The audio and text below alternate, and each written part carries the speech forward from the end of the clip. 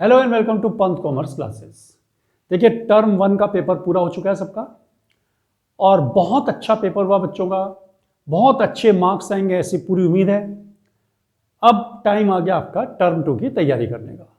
Term 2 के लिए आपका एक बहुत इंपॉर्टेंट चैप्टर है नॉट फॉर प्रॉफिट ऑर्गेनाइजेशंस या नॉन प्रॉफिट ऑर्गेनाइजेशंस, जिनको हम शॉर्ट में एनपीओज भी बोलते हैं।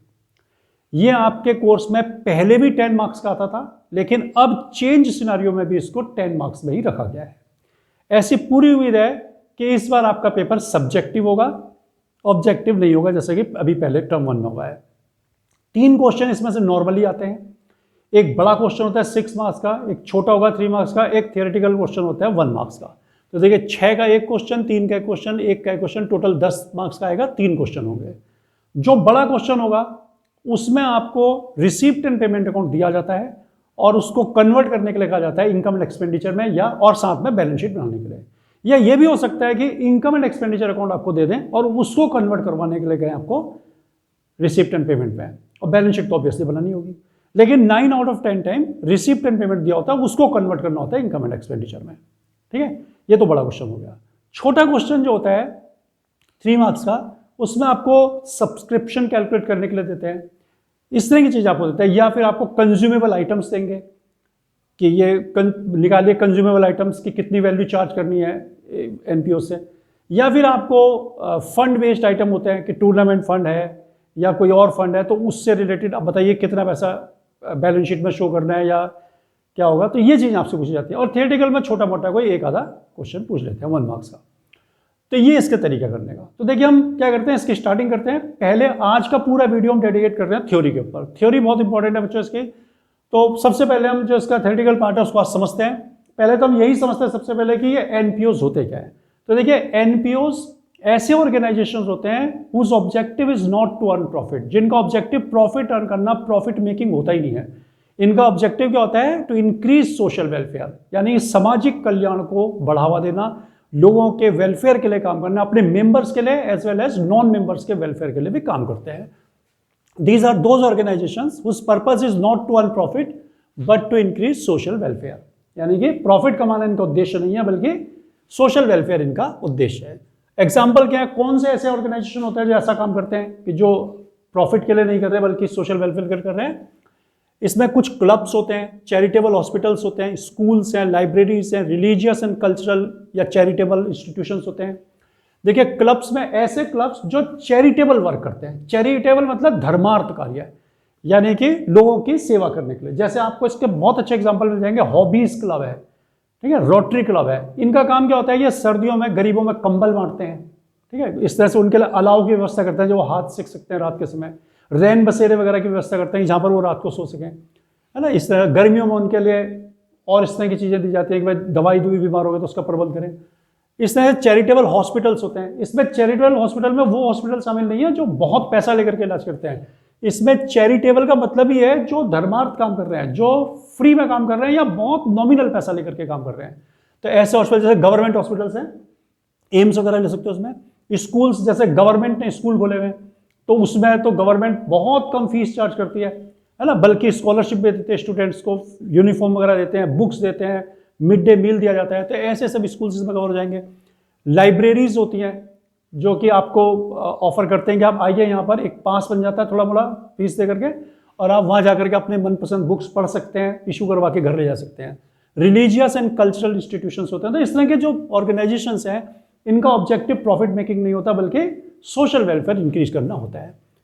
देखिए अब सोर्स ऑफ अर्निंग, तो ये इनकी सोर्स ऑफ अर्निंग क्या होती है, इनके जो पैसा है वो कहाँ से आएगा इनके ऑपरेशन के लिए, इनको जो ऑपरेट करने में खर्चा लगेगा वो पैसा कहाँ से मिलेगा इनको। तो सबसे पहला इनका मेन सोर्स ऑफ इनकम इनकी जो है सब्सक्रिप्शन। सब्सक्रिप्शन मतलब चंदा। तो ये सब्सक्रिप्शन इनके मेंबर्स भी देते हैं, नॉन मेंबर से भी ये सब्सक्रिप्शन ले सकते हैं। तो सब्सक्रिप्शन इनकी बहुत सबसे मेन सोर्स ऑफ इनकम होती है सब्सक्रिप्शन, जो कि मेंबर्स तो फिक्स्ड अमाउंट देते ही हैं। उनका जैसे मंथली बना हुआ होगा कि भाई पर मंथ आपको 1000 देने हैं, या हाफ ईयरली या एनुअली, जैसा भी होगा उनका उस हिसाब से उन्होंने तय कर रखा होता है। डोनेशंस होते हैं कि जो नॉन मेंबर्स हैं, जो मेंबर भी नहीं आपके, वो इनको डोनेशन देते हैं, इनको देखते हैं कि अच्छा काम कर रहे हैं तो इनको डोनेशन दिए। ग्रांट्स मिलती है इनको सरकार से, गवर्नमेंट भी इनको काफ़ी पैसा देती है कि भाई आप अच्छा काम कर रहे हो तो ये पैसा लीजिए। तो ये इनके इनकम के सोर्स हैं। Main account they prepared are, इसमें कौन कौन से मेन अकाउंट बनते हैं? तो देखिए सबसे मेन इसमें चीजें बनती हैं, रिसीप्ट एंड पेमेंट अकाउंट और इनकम एंड एक्सपेंडिचर अकाउंट और एक बैलेंस शीट। 3 चीजें इनको बनानी होती हैं। तो हम क्या करते हैं, पहले एक एक करके इनको पढ़ते हैं, इनका नेचर क्या है, इसमें ट्रांजेक्शन कौन से रिकॉर्ड करते हैं और इसको किससे रिलेट किया जा सकता है ये हम आपको बताएंगे, और इनका नेचर क्या है ये भी आपको बताएंगे। तो आइए शुरू करते हैं। तो देखिए सबसे पहले है रिसीप्ट एंड पेमेंट अकाउंट। ये आपने क्लास 11th में कैश बुक पढ़ी होगी। समझ लीजिए कि कैश बुक का ही नाम चेंज करके रिसीप्ट एंड पेमेंट कर दिया है। बिल्कुल कैश बुक की तरह ही बनाना है इसको। ओपनिंग बैलेंस होगा, टू बैलेंस ऑर्डर कर देंगे, लास्ट में जो बचेगा बाय बैलेंस कैरी डाउन होगा। जितनी भी रिसीप्ट है इधर लिख देनी है, जो भी आपने पेमेंट किया है यहाँ लिख देना है। एक्सपेंडिचर या इनकम किस नेचर की है, यानी कि रेवेन्यू है या एक्सपेंडिचर है, इससे कोई मतलब नहीं है। किस ईयर से रिलेटेड है, इससे कोई मतलब नहीं है। आपको अगर करंट ईयर में जिस साल का आप बना उस साल में रिसीव हुई, आप रिसीप्ट में लिखिए, पेमेंट हुई है पेमेंट में लिखिए। It is as simple as that. बिल्कुल इसमें कोई परेशानी की बात ही नहीं है। देखिए थोड़ा सा मैंने लिखा है इसमें points to remember, prepared almost like cash book. बिल्कुल कैश बुक की तरह ही आपको बनाना पड़ेगा इसको। कैश बुक में यहाँ पर आप डेबिट क्रेडिट लिख देते थे, इसमें यहाँ पर रिसिप्ट और पेमेंट लिखना है कि जो पेमेंट मिला है वो यहाँ, जो खर्चा किया वो यहाँ पर। तो prepared almost like cash book, all transactions received और paid in current year are recorded in it whether related to current year और नॉट, वेदर रिसीव रेवेन्यू और कैपिटल। यानी कि जो भी ट्रांजेक्शन करंट ईयर में इफेक्टिव हुए हैं, जो भी ट्रांजेक्शन इस साल में हुए हैं, चाहे वो रिलेटेड पिछले साल से हो या अगले साल से हो, चाहे वो रेवेन्यू नेचर के हो चाहे वो कैपिटल नेचर के हो, उससे कोई मतलब नहीं है, उसको आपको रिकॉर्ड करना पड़ेगा। इसमें आपको लिखा है, जैसे मान लीजिए 2021 है, आपको लिखा है रिसीव फॉर 2020, कोई दिक्कत नहीं है, 21 में मिला है ना, रिलेटेड चाहे 20 से हो या 22 से हो, 21 में मिला तो यहाँ लिख देंगे। पेमेंट आपने क्या कोई खर्चा, वो पिछले साल से रिलेटेड है या अगले साल से रिलेटेड है, कोई मतलब नहीं, करंट ईयर में अगर पेमेंट किया तो उसको यहाँ लिख दीजिए। तो किस ईयर से रिलेटेड है, किस नेचर का रेवेन्यू है, कैपिटल है, इससे कोई मतलब नहीं है। अगर करंट ईयर में आपने ट्रांजैक्शन इफेक्टिव किया तो यहां लिखना होगा। और नेचर क्या होता है इसका, रियल अकाउंट। ये एक रियल अकाउंट है जिसमें debit what comes in, credit what goes out के रूल से रिकॉर्ड किया जाता है। ये आप ध्यान रखें क्योंकि थ्योरेटिकल भी आजकल ज्यादा पूछा जाता है, थ्योरेटिकल पोर्शन, तो उसमें आपको काम आएगा ये। ठीक है, नेक्स्ट देखिए इनकम एंड एक्सपेंडिचर अकाउंट। इसको समझने से पहले आपको, ये कैश बुक की तरह, तो ये एक तरह से प्रॉफिट एंड लॉस अकाउंट की तरह है। देखिए अब इसमें आपको समझने के लिए एक चीज, पहले एक दो बातें समझनी पड़ेगी कि ट्रांजैक्शन जो होता है उसका नेचर होता है रेवेन्यू और कैपिटल। रेवेन्यू वो ट्रांजैक्शंस होते हैं जिनका बेनिफिट आपको केवल करंट ईयर में ही मिलता है। जैसे सैलरी दी आपने किसी बंदे को, जो उसने काम करा उसकी सैलरी दे दी। अब ये थोड़ी कि आपने एक महीने सैलरी दे दी तो आप आगे उससे एक्सपेक्ट करते हैं आपका काम करता रहे। अगर आप उसको पेमेंट करेंगे तो आपका काम करेगा, नहीं तो नहीं करेगा। बिल्डिंग का रेंट आपने दिया, वो आपके लिए रेवेन्यू है। तो ऐसा कोई भी एक्सपेंडिचर, ऐसा कोई भी खर्चा जिसका benefit last only in the current year, ये केवल करंट ईयर में ही लास्ट रहेगा, वो रेवेन्यू होता है। और ऐसे एक्सपेंडिचर जिनका बेनिफिट लंबे समय तक चलता है उनको बोलते हैं कैपिटल एक्सपेंडिचर। जैसे आपने बिल्डिंग बनवाई, तो बिल्डिंग आपने बनवा ली, बिल्डिंग में आप बहुत साल तक अपना बिजनेस करिए, ये हो गया कैपिटल नेचर का। लेकिन उस बिल्डिंग की रिपेयर है, वाइट वॉशिंग वगैरह है, ये सब आपके रेवेन्यू नेचर के हैं। बिजली की, इलेक्ट्रिसिटी की फिटिंग आपने करा दी अपने प्रीमाइसेस में, तो ये आपका हो गया कैपिटल नेचर का। आपने एक बार करा दी, 10-20 साल की आपकी छुट्टी। लेकिन जो बिजली का बिल दोगे आप, ये आपका रेवेन्यू नेचर का। ऐसे टेलीफोन इंस्टॉलेशन कैपिटल नेचर है, लेकिन टेलीफोन का बिल देना रेवेन्यू। तो इस तरह से आप आइडेंटिफाई करिए कि जिनका बेनिफिट आपको करंट ईयर तक ही मिलता है वो रेवेन्यू होते हैं, जिसका बेनिफिट लंबे समय तक मिलता है वो कैपिटल नेचर के होते हैं। खैर इसमें हम आपको कुछ पिक्यूलियर आइटम या इसके कुछ स्पेसिफिक आइटम वो अलग से भी बताएंगे। तो फिलहाल देखिए इनकम एंड एक्सपेंडिचर अकाउंट बनाने के लिए ये साइड एक्सपेंडिचर, ये इनकम। देखिए अब क्वेश्चन राइज होता है कि जो ये रिसीप्ट है ना, वो ये इनकम होती है इनकी। यहाँ जो रिसीप्ट है उन्हीं को यहाँ ट्रांसफर किया जाता है इनकम में। अब ये नहीं कि सारी रिसीप्ट नहीं आती, उसमें से जो इनकम बनने के लायक वो आती है। तो क्वेश्चन कई बार बच्चों के मन में आता है कि यहाँ डेबिट में है तो यहाँ क्रेडिट में क्यों है। देखिए नेचर के हिसाब से है, ये रियल अकाउंट में डेबिट व्हाट कम्स इन, जो चीज आई वो डेबिट में लिखे। और ये है आपका नॉमिनल नेचर का अकाउंट। देखिए नेचर इसका नॉमिनल होता है कि डेबिट और एक्सपेंसेस एंड लॉसेस, क्रेडिट और इनकम्स एंड गेन्स। तो जो रिसीप्ट आपकी इनकम है वो इनकम साइड में क्रेडिट पे लिखी जाती है। तो यहां पर सारे एक्सपेंडिचर, यहां पर सारी इनकम आपको लिख देनी है। लेकिन कुछ बातें ध्यान में रखनी है। For preparing this account one needs to keep in mind following points. ये आपको ध्यान रखने पड़ेंगे कि only revenue nature transactions are recorded in, केवल रेवेन्यू नेचर के ट्रांजैक्शन ही इसमें रिकॉर्ड होते हैं, कैपिटल नेचर के रिकॉर्ड नहीं होते। एक ध्यान रखें बिल्कुल अच्छी तरह से कि केवल रेवेन्यू नेचर होना चाहिए, कैपिटल नेचर नहीं होना चाहिए।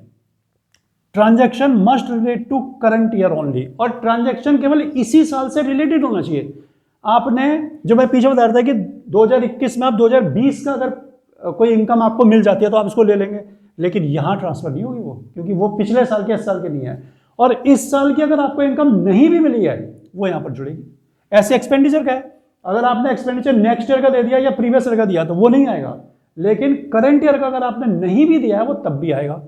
तो transaction must relate to current year, तो इसमें जो ट्रांजैक्शन आएंगे वो क्या ध्यान रखना है, करंट ईयर से ही रिलेटेड होने चाहिए। Prepare almost in same manner as profit and loss account, ठीक उसी तरह से आपको बनाना होता है इसको जैसे कि प्रॉफिट एंड लॉस अकाउंट बनाते हैं।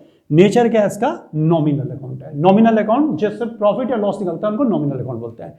इससे भी आपको प्रॉफिट एंड लॉस निकलता है, सरप्लस या डेफिसिट शॉर्ट में बोलते हैं। लेकिन वैसे अगर इधर निकलेगा तो एक्सेस ऑफ इनकम और एक्सपेंडिचर, यहां निकलेगा तो एक्सेस ऑफ एक्सपेंडिचर और इनकम, यहां निकला तो सरप्लस, यहां निकला तो डेफिसिट।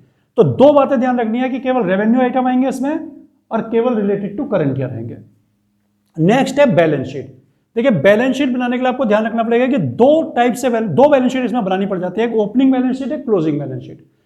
ओपनिंग बैलेंस शीट कब बनाते हैं, जब आपको capital in the beginning of the year नहीं दी होती, बताया हुआ नहीं होता कि इस ऑर्गेनाइजेशन की, इस एनपीओ की ओपनिंग कैपिटल कितनी थी, तो आपको फिर बैलेंस शीट ओपनिंग भी बनानी पड़ती है। Drawn to find capital of NPOs in the beginning of the year, साल के शुरू में जो कैपिटल होती है उसको निकालने के लिए बनाते हैं।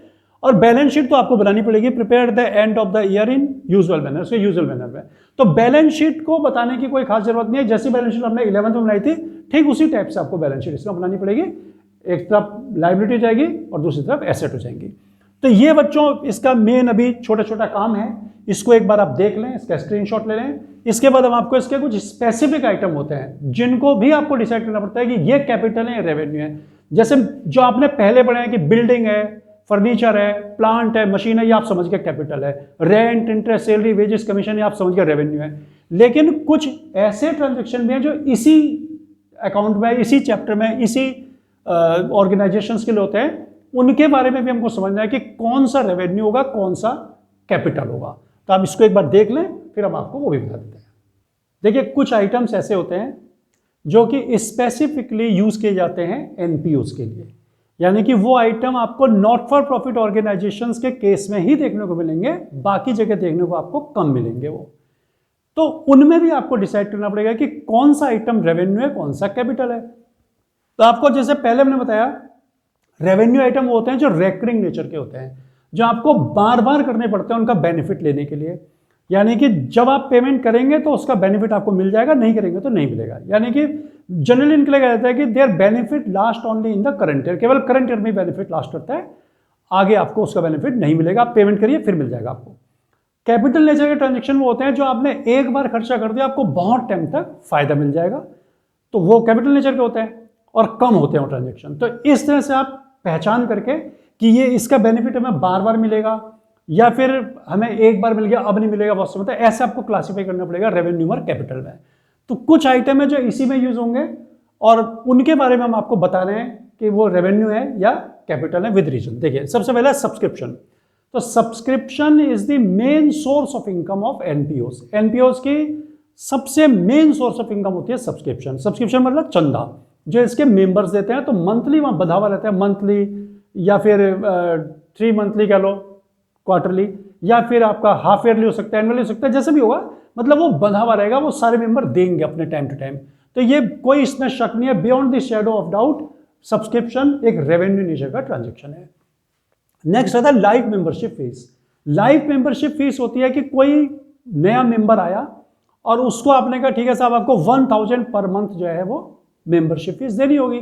तो उसने कहा देखिए 1000 पर मंथ का मेरे को टाइम नहीं कि मैं हर महीने आपको दूं, मैं भूल भाल जाता हूँ। तो आप ऐसा करिए मुझसे इकट्ठा ही ले लीजिए पूरा लाइफ टाइम का, तो आप जो भी अमाउंट बनता है आप बता दीजिए, मैं आपको पेमेंट कर दूंगा, बार बार मैं नहीं दूंगा। तो ऐसे लोग कितने होंगे? ऐसे लोग भी तो कम ही होंगे ना, 2, 4, 5, 10 होंगे।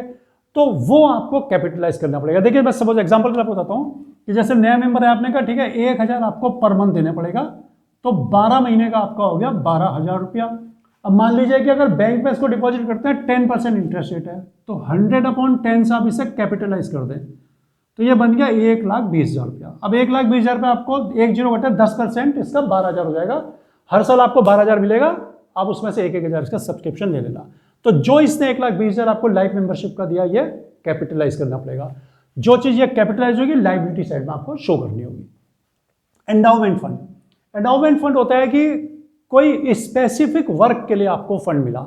जैसे मान लीजिए आपके क्रिकेट का आप एक स्टेडियम बना रहे हैं, तो उसमें किसी ने आपको फंड दिया कि ये पैसा जो है ना, ये आप पेविलियन बनाने में लगाना, यानी कि जहां पर प्लेयर्स वगैरह रुकते हैं वहां पर उस जगह के लिए आप लगाना। तो वो आपको स्पेसिफिक वर्क बता दिया, आप उसको कहीं और खर्च नहीं कर सकते। या फिर कोई आपका मान लीजिए कि स्विमिंग पूल बन रहा है किसी क्लब का, तो उसमें बोल रहा है कि स्विमिंग पूल में ही लगाना है, तो फिर आपको वही खर्च करना पड़ेगा। आपके ऊपर एक लाइबिलिटी है कि आप उसको वही खर्च करें, जिम्मेदारी आपके ऊपर, तो आपको कैपिटल नेचर का उसको मानना पड़ेगा और बैलेंस शीट में लाइबिलिटी साइड में शो कर देना है। नेक्स्ट होता है एंट्रेंस फीस या एडमिशन फीस। एंट्रेंस फीस या एडमिशन फीस है कि जब नए मेंबर आते हैं तो उनसे कुछ पैसा एंट्रेंस फीस का या एडमिशन फीस का लिया जाता है। जैसे आप लोग जब स्कूल में एडमिशन लेते हो तो फर्स्ट टाइम में आपको भी कुछ एक्स्ट्रा पेमेंट करना पड़ता है, जिसको एडमिशन फीस स्कूल बोल देता है। तो वो कैपिटल हो या रेवेन्यू हो, इसके बारे में डिफरेंस ऑफ ओपिनियन रहता है स्कॉलर्स में। कुछ लोग कहते हैं कि एक बंदा तो एक ही बार देगा एडमिशन फीस या एंट्रेंस फीस, उसको आपको कैपिटल मानना चाहिए। कुछ लोग कहते हैं कि नहीं, ये तो रूटीन नेचर का इनकम है, मेंबर्स में कम एंड मेंबर्स में को मेंबर्स आते जाते रहते हैं, नए मेंबर भी एडमिट होते ही रहते हैं क्लब में, तो हमको तो एडमिशन फीस मिलती रहेगी या एंट्रेंस फीस मिलती रहेगी, तो रेवेन्यू होना चाहिए। तो इसमें आपको कैसे डिसाइड करेंगे कि क्वेश्चन में मेंशन क्या रहेगा कि आपको इसको रेवेन्यू मानना है कैपिटल। कई बार ऐसे बोल देते हैं कि 40% रेवेन्यू मानो, 60 कैपिटल करो, और अगर कुछ नहीं लेगा तो फिर बाय डिफॉल्ट इसको आपको रेवेन्यू लेना है। ठीक है, तो based on info given in question, यानी कि क्वेश्चन में जो इन्फॉर्मेशन दिया उसके ऊपर ध्यान रखें, या फिर बाय डिफॉल्ट नहीं दिया तो आपको रेवेन्यू मान लेना है। नेक्स्ट आता है डोनेशन। देखिए डोनेशन भी दो तरह की होती है, एक होती है जनरल डोनेशन, दूसरी होती है स्पेसिफिक डोनेशन। देखिए जनरल डोनेशन होती है जो आपको वैसे दे दी, भाई ठीक है मेरी तरफ से ये 10,000 रुपये आप ले लीजिए, अपने अच्छा काम कर रहे हैं आप, उसमें आप यूज कर लेना। तो ये तो हो गई जनरल डोनेशन, कुछ बताया नहीं, आपकी इनकम मानी जाएगी। ठीक है, आप इनकम एक्सपेंडिचर में से ले लें। लेकिन अगर डोनेशन में भी उन्होंने कुछ टर्म लगा दी, जैसे मान लीजिए मंदिर बन रहा है, अब मंदिर के लिए आपने डोनेशन दिया, आपने कहते हैं लेकिन देखिए साहब जो ये पैसा मैं दे रहा हूँ ये हनुमान जी की जो मूर्ति लगेगी ना यहाँ, उसमें खर्च करना है आपको। तो फिर उसको ऐसे नहीं कि अभी चलो मंदिर का कंस्ट्रक्शन हो रहा है उसमें हम खर्च करते हैं, क्योंकि वो तो बंदे ने कह के दिया आपको कि हनुमान जी की जो मूर्ति लगेगी उसके लिए। तो ऐसा अगर कोई स्पेसिफिक आपको बता दिया तो उसको स्पेसिफिक डोनेशन बोलते हैं, उसको कैपिटलाइज करना पड़ेगा, लायबिलिटी साइड में बैलेंस शीट में दिखाना होता है। लेगेसी, लेगेसी होती है कि कोई व्यक्ति जो पैसे वाला धनवान व्यक्ति है, जब वो मरता है तो अपनी विल में, अपनी वसीयत में अगर वो लिख करके गया कि मेरे पैसे में से, मेरी संपत्ति में से इतना पैसा मेरे क्लब को दे दिया जाए जिसका वो मेंबर था, तो वो पैसा भी कैपिटल नेचर का होगा, क्योंकि वो आपको दोबारा नहीं मिलने वाला उस व्यक्ति से। जो व्यक्ति मर गया वो तो एक बार आपको लिख करके चला गया, पैसा मिल गया, तो आपको उसे कैपिटलाइज करना पड़ेगा और बैलेंस शीट में लायबिलिटी साइड में लिखना पड़ेगा। सेल ऑफ ओल्ड एसेट्स, पुरानी एसेट्स को अगर आप बेच देते हैं, जैसे कोई पुराना फर्नीचर है, पुरानी मशीन है, कुछ है, इसको अगर आप बेच देते हैं तो इसको बेचने का जो ट्रांजेक्शन इसका क्या किया जाएगा। तो देखिए इसको बेचना, जैसे एसेट 10,000 की है, आपने उसको बेच दिया तो 10,000 रुपीज तो आपको बैलेंस शीट में एसेट में से लेस करने पड़ेंगे, और बेचने पर जो प्रॉफिट हुआ या फिर जो लॉस हुआ वो इनकम एंड एक्सपेंडिचर में आएगा। Cost is deducted from asset and profit और loss on sale income and expenditure में शो किया जाएगा। नेक्स्ट है sale of old newspapers and sports material.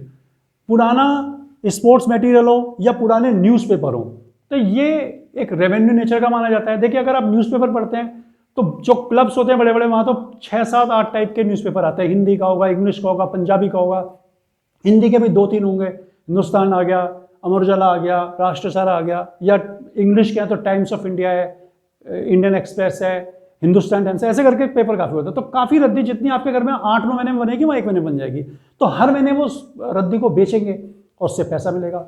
Sports club है और स्पोर्ट्स मटेरियल उसको बेचेगा, जैसे उसके बैट्स हैं, बॉल्स हैं, स्टम्प्स हैं, ये धीरे धीरे खराब होते हैं तो महीने में 1-2 बार वो उसको ऑक्शन कर देते हैं, तो वो उनके लिए रेवेन्यू नेचर की इनकम मानी जाएगी।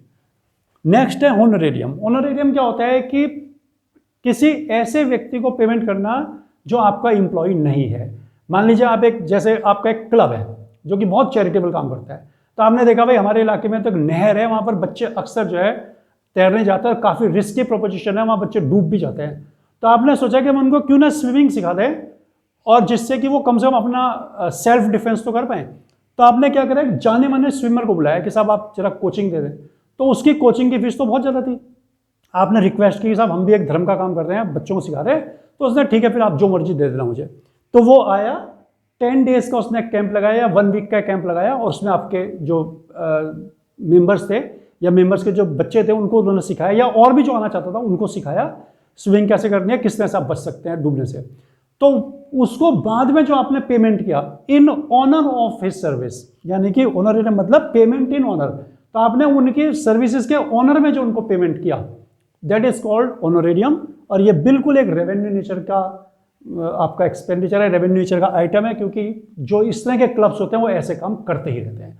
तो ये बच्चों कुछ आइटम्स थे जो स्पेसिफिकली एनपीओस में यूज होते हैं, इनको आप देख लें एक बार। और अब नेक्स्ट वीडियो में हम आपको इससे रिलेटेड न्यूमेरिकल्स कराएंगे। और अगर आपको कंटेंट अच्छा लगता हो तो आप चैनल को लाइक करें, सब्सक्राइब करें, काफ़ी मेहनत लगती है इन चीज़ों को बताने में, तो आप उसको लाइक जरूर करें, सब्सक्राइब करें, अपने फ्रेंड्स के साथ शेयर करें।